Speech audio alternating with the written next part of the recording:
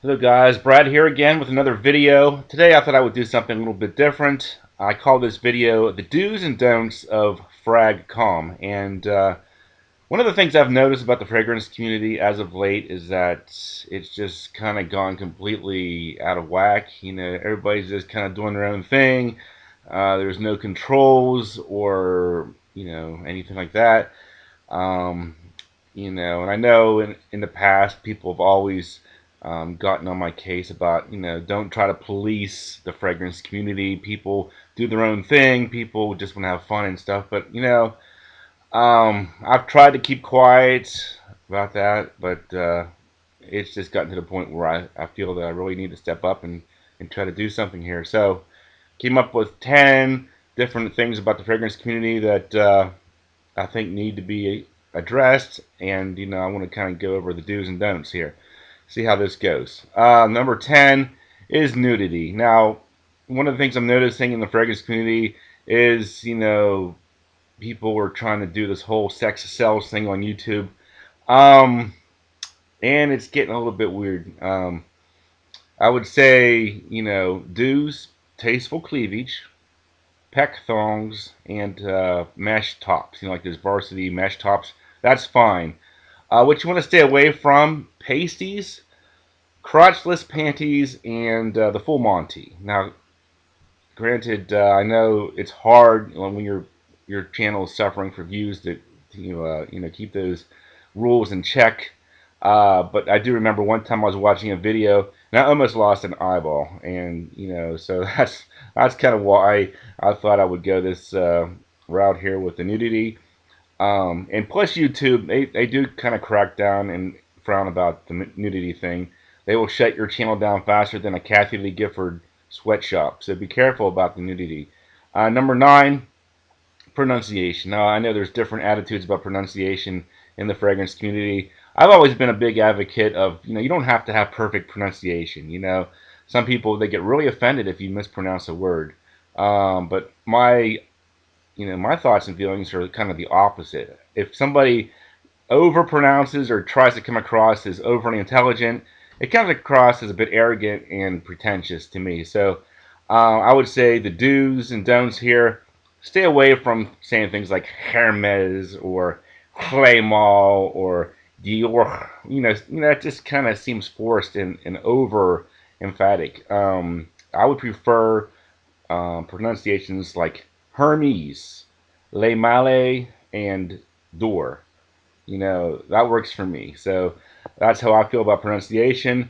Number 8, SOTD videos. Now, these are pretty popular and they're great. Number 1, I do talk about your SOTD. Number 2, tell us how much you love it. And then 3, ask everybody in the community what their SOTD is. That's fine and great and everything. Don't, go this route. Take a dump, tell us how bad it stinks, and then ask for video responses of other people's dumps. We're not looking for that kind of SOTD, if you know what I'm talking about. So that's not my number 8, the SOTD, do and don't. Number 7, enthusiasm. Now, people seem to really enjoy fragrance reviewers that have a lot of enthusiasm for, fragrances. So the do's of this: um, roll your eyes back in your head, orgasmic twitching, that's fine, and screams of delight. Those are all great things. But don't remove the sprayer from your bottle and attempt to have sex with it. That's where we have to kind of draw the line. And don't even get me started on Rokoss Man. We all know what that's all about. And if you want to do that in the privacy of your own home, that's fine, but please don't film it. Number 6 is shoutouts. Now, there's a lot of great things about shoutouts. Number 1, you shout out the new reviewer. 2, give out a prize, and then you post the website. That's all good and cool and everything. Number 6 is shoutouts. Those are the do's. Don't. No stalking. No sexting. And no paparazzi-like photography. So that's my number 6, shoutouts. Going on to number 5, the nervous breakdown. Now, these things happen a lot on YouTube. We've all seen, I think it was Chris Crocker, had the Leave Britney Alone breakdown. We had this lady, fat lady from Britain, that had a breakdown over the Twilight fiasco. And we're starting to see it a little bit in the fragrance community as well. And it makes sense, reformulations, discontinuations, the pure malt fiasco. It can all lead to a nervous breakdown. So the do's of dealing with this: a rant video is fine, petitioning, and just letting it go.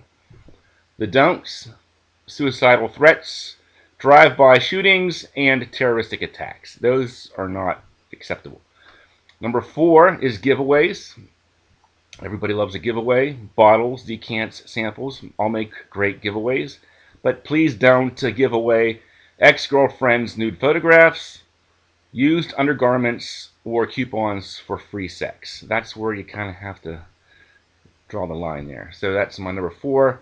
And number 3 is the exotic locale. We all know that most of your best reviewers live in these exotic locations. Great examples: Jakarta, Indonesia; Las Vegas, Nevada; French Island, Wisconsin. Those are all great exotic locales for fragrance reviewers. If you don't live in an exotic locale, your channel will suffer. Good examples of that: Steubenville, Ohio; Flintstone, Maryland; and Hoboken, New Jersey. So try to film your channel from an exotic locale if possible. Number 2 is singing. We all love to hear fragrance reviewers break out into song. Great examples: Michael McDonald impersonations, power ballads, and 80s hair metal. All make great subjects for singing. However, please don't sing funeral dirges, Gregorian chants, and selections from the Broadway musical Miss Saigon. That's kind of where you have to draw the line there. And finally, sidekicks. A lot of your great fragrance channels have sidekicks. We've seen the wives and the girlfriends. We've seen pets. We've seen best friends. All have successful sidekick applications on fragrance channels. However, I would say stay away from street mimes, cadavers, and conjoined twins. So that's where you kind of have to draw the line. I know there are some conspiracy theorists that say that the Fragrance Bros are conjoined twins. I can neither confirm nor deny that at this time, but you can figure that out for yourself. So I hope that helped you guys out. Just my thoughts and feelings about the direction of the fragrance community and what I think needs to be done to keep it, in the straight and narrow there. Thanks for watching, and I'll talk to you guys later.